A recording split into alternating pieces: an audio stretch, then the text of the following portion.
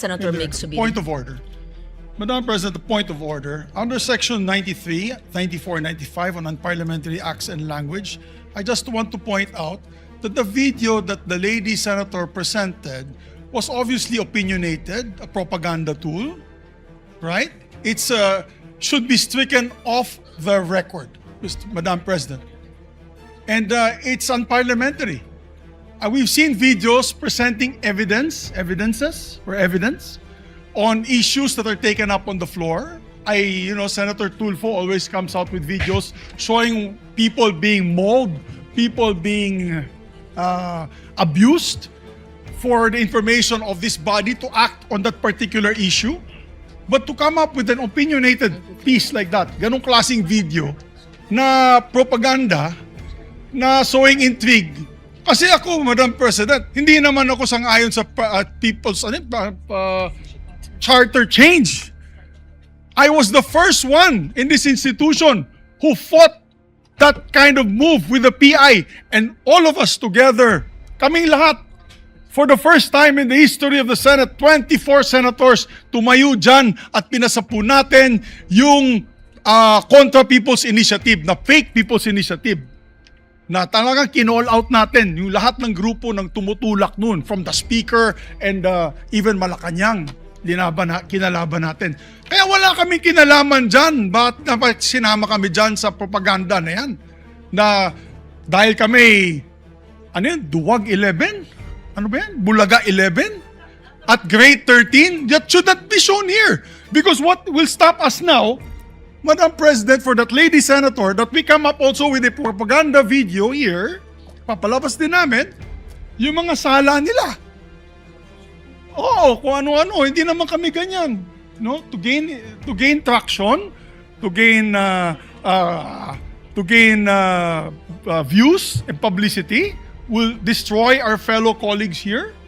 Walang ganyanan.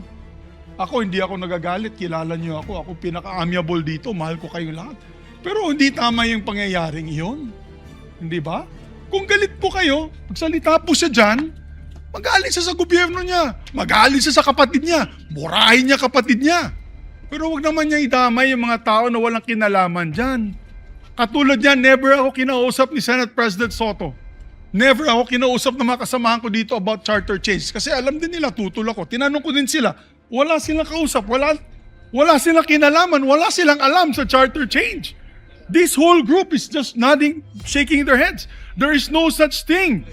Inday-badiday na ba tayo dito sa Senado? Kaya nga sinasabi, we're a circus. I apologize to those who are watching. They think we're a circus. We are a circus because this type of language that we are pushing in this August chamber, it's unparliamentary, Madam President. It is unparliamentary. And I'll tell you now, these people here, ladies and gentlemen, in this body, are not in favor of any amendments to the Constitution. We just want to bring back the integrity of this same chamber. Cannot we discuss that as a group, as a body, that we fight for our integrity, for the good name to be brought back, for people like Jokno, people like Tanyada, people like Aquino, people like Salonga, even Frank Drilon, people like Miriam Defensor Santiago, Joker Arroyo, who stood here for what was the best times of our institution. Have we forgotten that and we've made it already like a circus? Madam Chair, I do not agree. Because I'm not Macamarcos. I'm not, so when you come up with a propaganda tool like that, hitting all of us, it makes us look that we are, nasa panig po kami ng mali at nasa panig po kami ng mga demonyo. Diba? May panindigan po kami lahat dito, Madam President. So therefore, you can see my passion on this. I move to strike the horrible propaganda video off the records of this great institution, Madam President.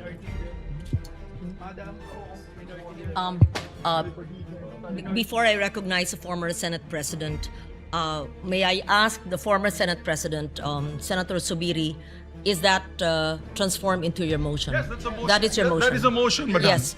So before we act on your motion, may I hear first from the Minority Leader, Thank and you. then Senator Tulfo, Yes. Is it a Thank you, Your manifestation Honor. or a motion as Thank you well? very much, Your Honor. Well, this is a way of seconding the motion of Senator Subiri. First of all, the presentation, or what we call the editorial video that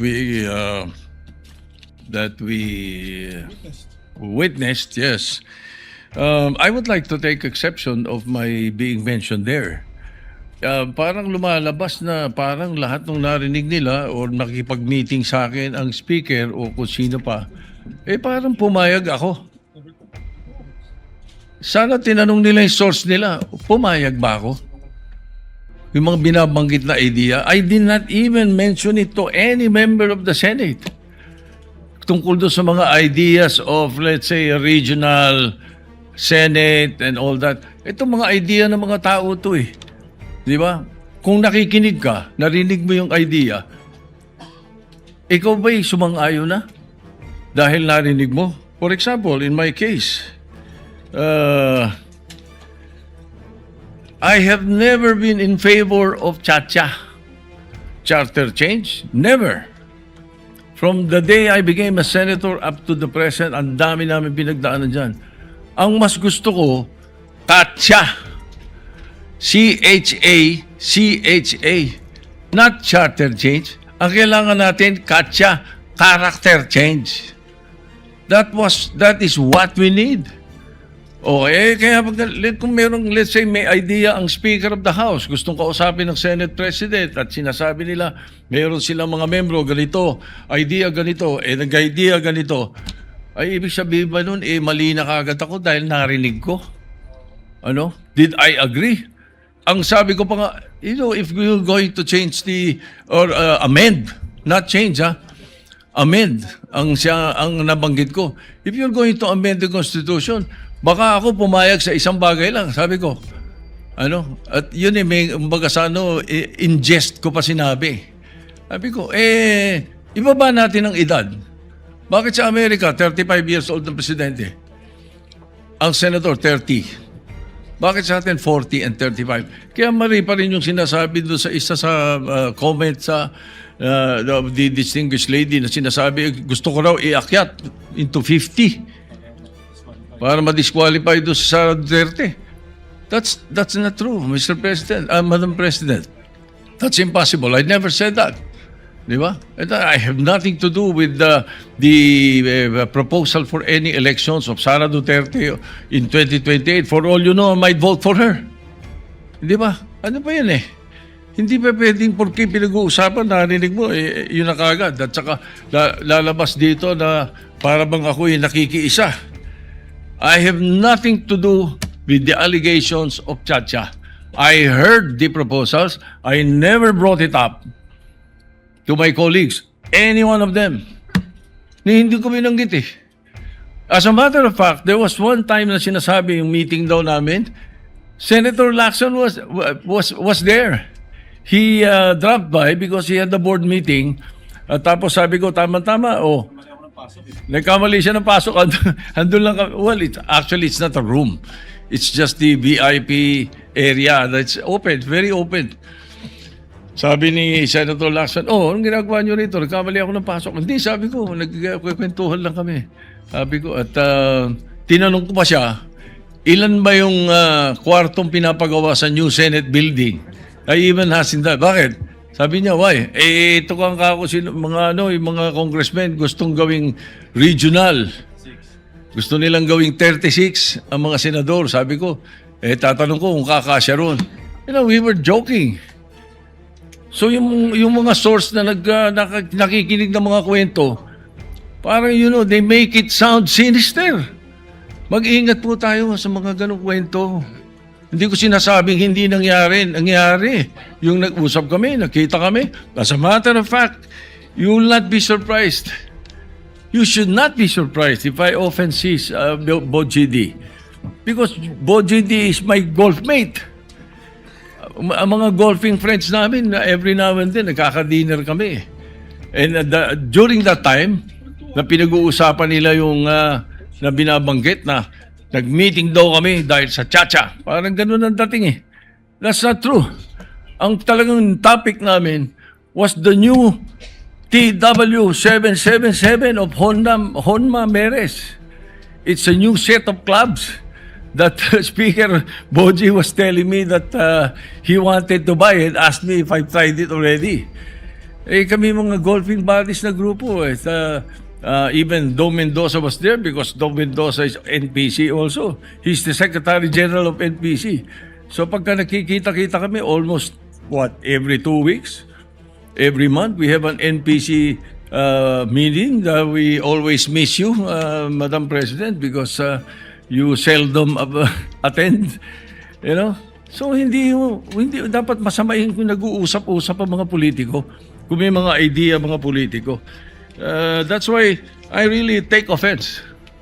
I take exception to what was presented. Parang I don't care about what the other mention or the other things that were mentioned. But as far as the issue of my involvement in Chacha is concerned, I vehemently deny. Definitely, I have nothing to do with that.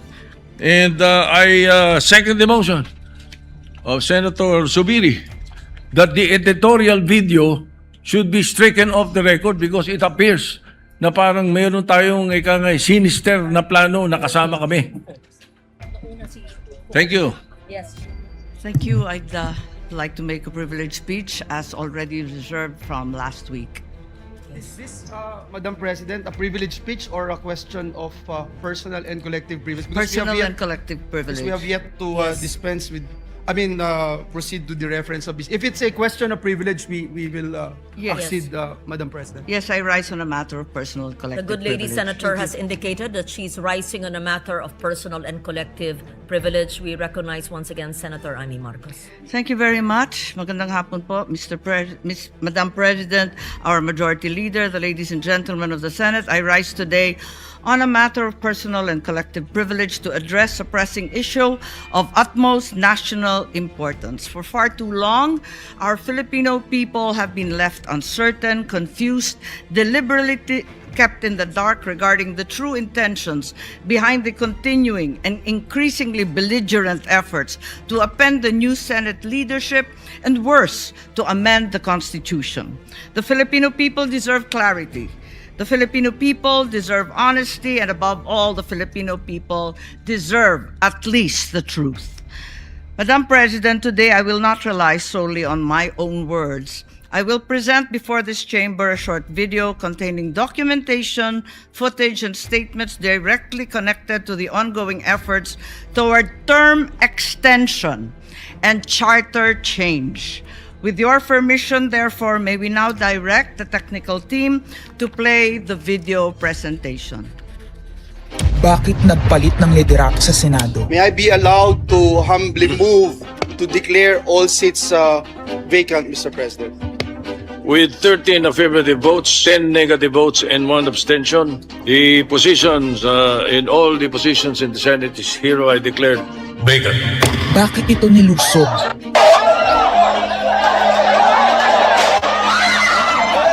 Bakit patuloy ang pananakot? Talagang garapalan, obvious na obvious, iniisa-isa ang majority. Bakit may panggigipit? Pinakakasuhan ng Ombudsman si Senator Rodante Marcoleta ng plunder at indirect bribery.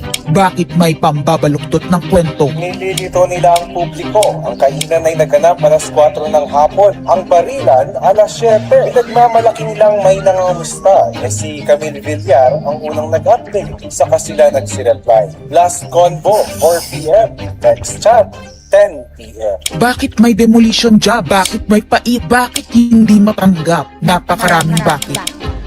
At narito ang mga sagot. Pero bago ang katotohanan, wasakin muna natin ang kasinungalingan. I, Alan Peter Shram Cayetano, having been elected to the position of Senate President, Hindi nagpalit ng liderato para sa impeachment. Hindi totoong pinapakalat ng mga nabulaga. Ito this time, medyo nagkabulagan. Kabulagan. Ang impeachment ay labanan ng numero. Hindi ang mga Duterte aligned ang dapat mangamba, kundi ang mga sa umpisa pa lang ay may hatol na. Ang sinasabi, sir, ng ibang mga kritiko, Itong Senate leadership shake-up ay tungkol lang daw sa impeachment. Lahat na i-connect. As I told you, may 12 kami. Si Bato is 13. So kahit nawala naman siya, ang pinag-uusapan dito is whether or not you will be able to get 16 votes. Hindi siya ang pagmumulan ng 16 votes. Wala siya doon eh. 12 kami. Bakit kami magkuku? May 12 na kami kung ang pinag-uusapan lang natin ay impeachment. Actually, 9 lang ang kailangan para ma-dismiss. Yes, 12 kami. So it's more than the required votes. But that's not the point. Ang ano kasi pinipilit nilang i-connect doon. Kaya ako natatawa. Where is the connection there? Gusto pang ipa-inhibit ang mga tinatawag nilang Duterte-aligned senators. Nananawagan pa ng partial kuno at pagiging patas, pero sa publiko, may mga pahayag na hindi makakatakas. While VP Sara is in power, the threat of a full-blown Duterte comeback is still a very real and present danger. Bakit ganito ang desperasyon? Bakit hindi maikubli ang gigil? No. Bakit natataranta ang lahat? Mr. Speaker, I move to endorse to the Senate the resolution setting forth the articles of impeachment. Narito ang pagsisiwala. Noong April 22 sa Soler, nagkita si Tito Soto at House Speaker D para pag-usapan kung ano ang papakialaman sa 1987 Constitution habang nakaupo si Bongbong Marcos. Kasama ni House Speaker D ay si South Cotabato Congressman Ferdinand Hernandez. Kasama ni Soto ay ang dating Senate Secretary na si Mark Mendoza. Konas ang gusto nilang mode ng charter change. Muling isinusulong sa Kamara ang charter change o pag-amyenda sa konstitusyon sa pamamagitan ng Constitutional Convention. Is something big brewing inside the government to claims of a possible no-election scenario. Ang pag-aamyenda ng konstitusyon sa pamamagitan ng Constituent Assembly. At para makakuha ng suporta sa Senado at sa Kongreso, ito dapat ang mga nilalaman. Dapat ma-extend ang termino ng mga senador at congressmen na mawawala na sa pwesto by 2028. Ang eleksyon sa bawat senador ay magiging by region. Nagdiskusyon sila kung 2 o 3 senador per region. Kinompute nila kung mayroong 18 regions, nasa 36 o 54 ang magiging senador. Lumutang din ang usapang para hindi makaporma si Inday Sara sa 2028, gawing 50 years old ang edad ng pwedeng tumakbo. Pero nagpanukala rin si Soto na pwedeng gawing 35 years old para kay Vico Soto. Dahil ipagmamayabang niyang kayang talunin ito si Inday Sara. Meron ako idadagdag maganda, Pinky. Ibaba natin ang edad ng presidente to 35. Magagaling ng bata ngayon eh. Magagaling eh. Ibigay na natin sa mga kabataan na pagpatakbo nitong bansa. Baka puro matino pa mailagay natin. Baka sabihin nila, Senator Soto, this is to siguro allow your nephew, ba, si Vico, na tumakbo. Sabi ko na maging qualify. Sabi ko na mag-iisip sila ng gano'n. Hindi ko naisip si Vico Ronay. Ang impormasyong ito ay mula mismo sa kasama sa meeting. Kasama din nila ay isang congressman, isang gobernador, isang retired military officer, isang dating may mataas na katungkulan, at 5 mula sa private at business sector. Kaya ba binaliwala ang panawagan ng taong bayan? Kaya ba binaliwala ang paalala ng Iglesia ni Cristo? Hindi po nagbabago ang bilin ng Iglesia ni Cristo, Nelson, na ang Iglesia ni Cristo po ay tutol sa impeachment. Kaya ba nagtatapang-tapangan ang mga umaastang bida sa ginagawa nilang tunay na drama? Kaya ba nila sinasabing hindi sila natatakot sa eleksyon ay dahil alam nilang walang eleksyon na magaganap? Hindi po kami natatakot sa susunod na eleksyon. At ang boto sa impeachment ay refleksyon ng boto sa pagsira sa 1987 Constitution. Pabor ang karamihan sa mga pagbabago sa saligang batas, lalo na sa usaping ekonomiya. Ngunit kung papakialaman ng iilan ang konstitusyon para maghari-harian at para sa pansariling kapakinabangan, makapwesto ng matagal o mailuklok ang kamag-anak, humanda kayo sa galit ng bayan. Ang pagpapalit ng liderato sa Senado ay hindi kakaiba. Ito ay nakabase sa prioridad at gusto ng mga senador. Bumabahana ng ebidensya laban kina Bongbong Marcos, Liza Marcos, Sandro Marcos at Marvin Romualdez. Kailangan ng may bayag sa Blue Ribbon Committee. Ipinangako na sa mga korap na mambabatas ang perang malilikom sa 2027.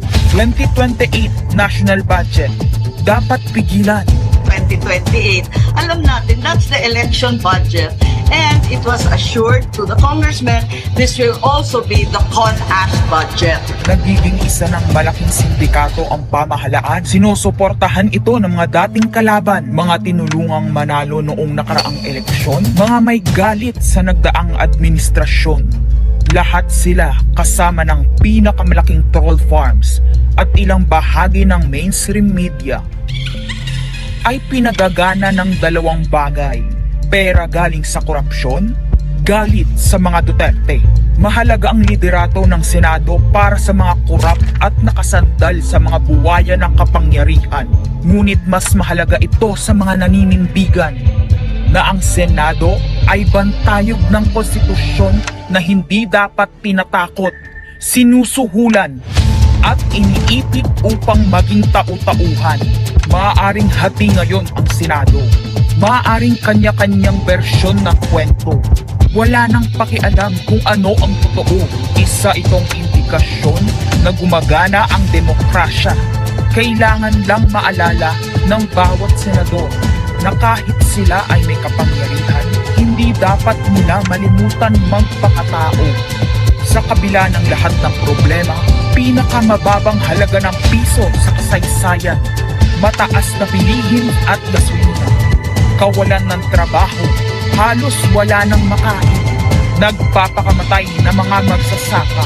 Ang inuuna ay politika, impeachment at kung ano-anong propaganda para mabalik ang kontrol sa Senado ng mga nangako na maisakatuparan ang pagpapahaba ng panahon sa kapangyarihan. Kung magde-deny yung mga nandoon sa meeting na yon at pabubulaanan yung aking sinabi, then sasabihin ko kung sino ang nagsiwalat sa amin. Kasi magugulantang ang buong bansa pag siniwalat ko kung sino yung nagsabi sa amin.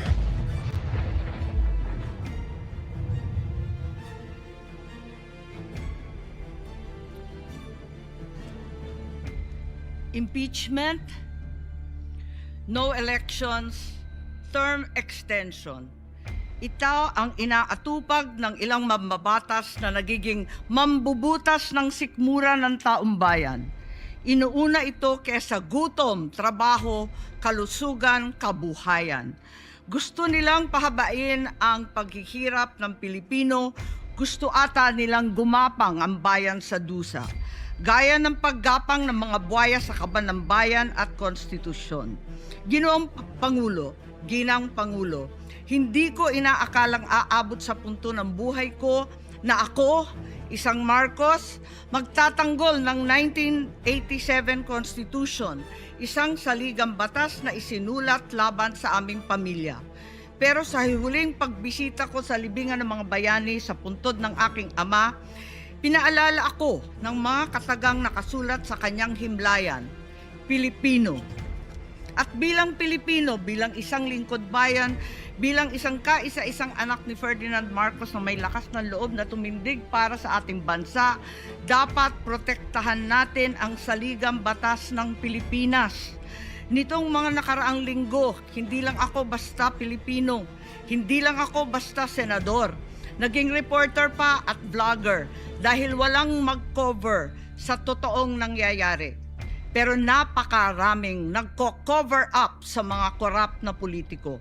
Kung meron nakakaalam sa galit ng bayan pagdating sa pagpapahaba ng poder sa kapangyarihan, nasa unahan na ako ng listahan.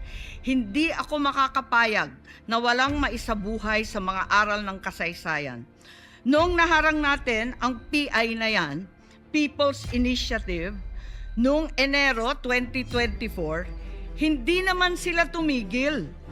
Noong 12 ng Agosto 2025, Unang inihayag ni Bongbong Marcos ng ating Pangulo na hindi niya tututulan ang isang Constitutional Convention o CONCON upang ayusin umano ang mga butas sa saligang batas, kasunod ng pahiwatig ng Kongreso na sumusuporta nito. Pagsapit ng Nobyembre, nung nakaraang taon din, naghain na si Congressman Ronaldo Puno at mga miyembro ng NUP, National Unity Party, ng House Bill 5870 naglalayong magpatawag ng Constitutional Convention upang magmungkahi ng mga amyenda sa konstitusyon.